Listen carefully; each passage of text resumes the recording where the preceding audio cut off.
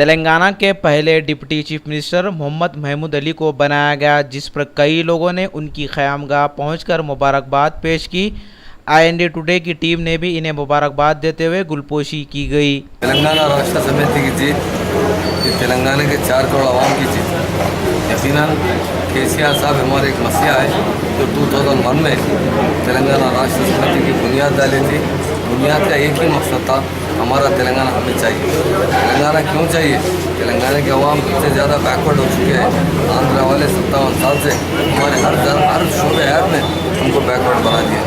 यकीनन मैं तमाम भाइयों से अपील करता हूँ कि हमारे लिए दुआ फरमाइए, और तमाम वोटर का भी शुक्रिया अदा करता हूँ। उन्होंने भारी मेरिट से जिताकर अपने वतन की पार्टी को जिताया है, और यकीन दिलाता हूँ इसी पार्टी के बैनर तले हम ज़रूर तरक्की करेंगे।